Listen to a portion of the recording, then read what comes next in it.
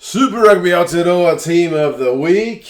Just done the Aussie team. Bloody neighbour's cat was walking in my house. I got a cold. It's all going on. I'll try to get through it quickly before I sneeze or start getting a runny nose during the video. A lot of Crusaders in this team. I snubbed them a wee bit pretty hard for the Blues last week. Yeah, I've gone pretty Crusaders heavy. Even if the second half they didn't exactly set the world on fire. When they're going guns blazing, they're a pretty tough team to beat.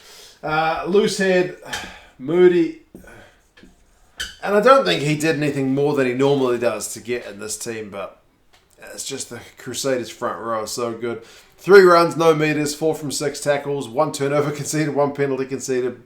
So around the park it doesn't seem all that flash, but the forwards were dominant, man. The forwards were well dominant. A guy who was dominant, if you're like a stats fan and like your numbers, Cody Taylor brings up good stats all the time.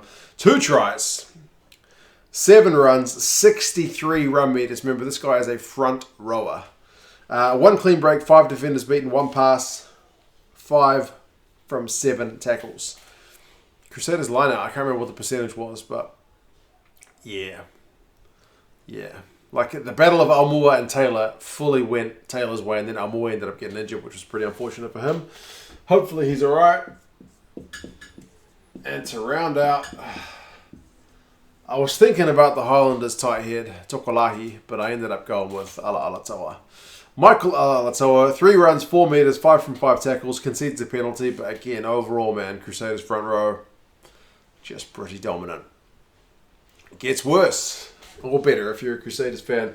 I've gone with Scott Barrett. Yeah. Gets a try. Out on the wing. Extra man over. 1 try. 7 runs, 7 meters. Has 4 passes and an offload. Makes 5 from 6 tackles.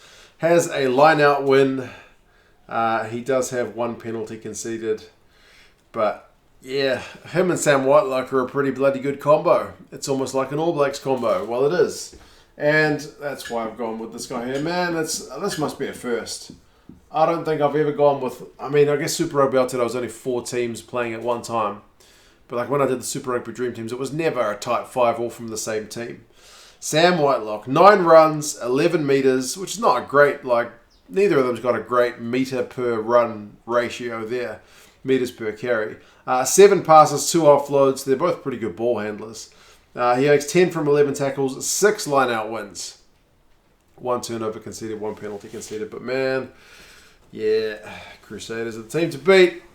Crusaders are the team to beat. Now, a non-Crusader player, I've gone with Shannon Frizzell. Cracks the team ahead of his Crusaders counterpart. He gets a try, 7 runs from him, 45 run meters. We kind of expect that. He has a clean break.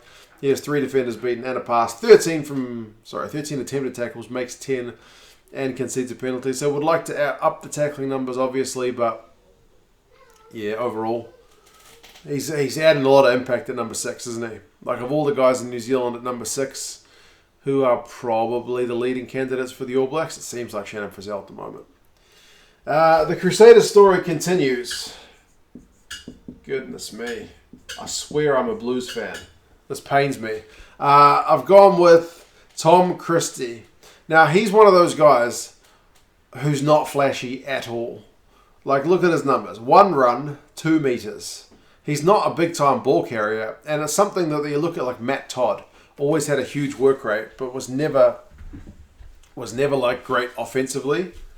And I think they did get him to kind of up his game. Eventually worked on his offloading, so he was at least able to offer a bit something more than just a bunch of tackles. But Christie is still in a bunch of tackles mode. 4 passes, though, and 19 from 20 tackles, which is a huge number. I think he's the number 1 guy in Aotearoa this week. Some of the Aussie games have more, but New Zealand games, yeah. And lastly, you get 7 from 8, man. Cullen Grace. And I will say, like in terms of honourable mentions, like Luke Jacobson for a period was looking really properly the business at number 8 for the Chiefs, but it didn't last the whole game. Whereas Cullen Grace from his performance, 15 runs, 27 meters is pretty decent. 2 defenders beaten, makes 4 passes, 7 from 7 tackles. Also, he can jump 2 line-out wins. Also, he can steal 1 line-out steal. He does concede 1 turnover, but overall, yeah, pretty pretty good. Man, it was the cat during the Aussie video, and that's a hell of a fly that just flew into the house. I've got the door open, like it's a sliding door, and I've got it open to try and avoid some of the echo, but it's just letting stuff in. Flies and cats, goodness me. Right, that's the forward pack. Backs. Fewer Crusaders here. I've gone with Folau Fakatava, and to be fair, I could have gone with Drummond because Drummond was pretty good, but I've gone with Folau Fakatava. Good for him to get a shot to start, and he paid off in terms of rewarding the the Highlanders coaches with that trust. He has 1 try, 4 runs, 22 metres, a clean break, 2 defenders beaten, 53 passes, 9 from 11 tackles, 2 quick throw-ins, 2 turnovers conceded. But man, he just keeps the game pacey, and he's if the Highlanders can keep him, you've got 2 of the best 9s in the country, ultimately. 10, unfortunately, God, I don't mean to go too hard. You Crusaders boys know it's a bit of tongue-in-cheek. Your team's good. Richie Mo'unga, a try, 4 conversions, 5 runs, 43 metres, a clean break, 3 defenders beaten, 15 passes, an offload, 3 from 4 tackles, and a quick throw. I remember they take him off pretty early, 50-something minutes, they take him off. They know the game's won. And the game gets a bit more even once the Crusaders take all the big guns off. But when he was on, man, again, just runs the show. And by his own standards, not his best performance, but still very good. Very good. Left wing, there's only one choice. And, sorry, Nadeki spelling. It's hard because the Highlanders got such a good win. But so much was down to Nadeki that you kind of want to clone him and put him on both wings. I can't put more Highlanders here because Nadeki just did so much on his own. Not perfect though. Like if you look at his numbers, 3 tries, goodness gracious me, and a try assist. Like best player of the round for sure, without a doubt. 9 runs for 192 run meters. Almost cracks 200 run meters in a game. There's been games where I've seen where the whole teams haven't got 200 run meters. So for one guy to get 192 is pretty bloody good. 5 clean breaks. Again, there's games where you don't see a whole team get that many. 9 defenders beaten. 4 passes and offload. 1 from 5 tackles is pretty poor. And 2 turnovers conceded. But man, overall, God, wasn't he good? He was very, very, very good. Very good. What can I say? Picked him last week as well, didn't I? Nicely done. Inside centre, I managed to get a Chief on here. ALB, Anton Leonard-Brown. Solid without being spectacular. Again, not his best performance, but still pretty solid. 7 runs in a beaten Chiefs team. 52 run meters is a good return. Has a clean break. Has 3 defenders beaten. Has 7 passes and an offload. Usually he offloads more than that, to be fair. 5 from 6 tackles and a turnover conceded, but just quietly consistent. Anton Leonard-Brown doesn't have to do that much to still be good, basically. Even when he's not a standout, he's still pretty good. 13 was the toughest one to pick of the lot. I don't know that there was an absolute standout candidate, so I've gone with Goodhue.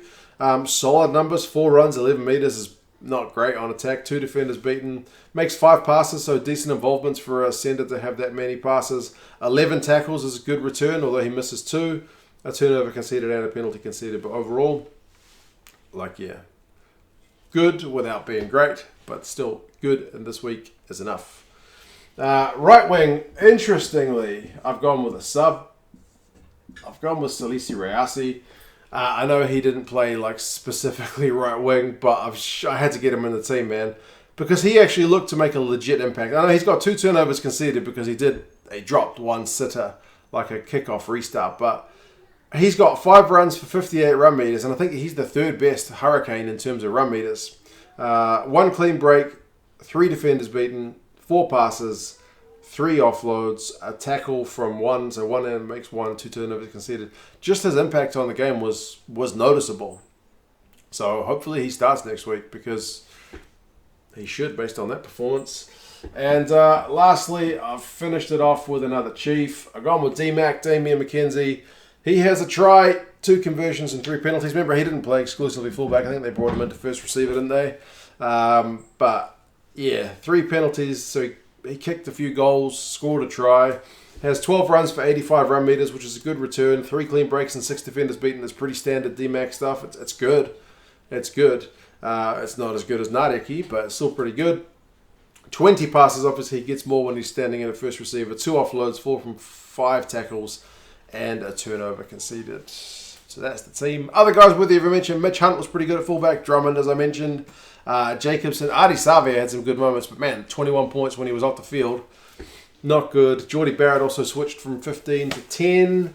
Pretty good.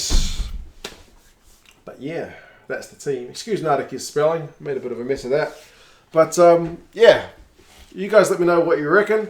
Probably a bit quicker than normal. Tried to fly through it because I do have a cold. And I've got to keep, apparently, animals out of my house. But anyway, you guys let me know what you think. Other guys that are worthy of a shout. Too many Crusaders, I know. But it was too many Blues the first week. So at least we didn't have any Blues to worry about this time. You guys take care, and I'll talk to you again soon. See you later.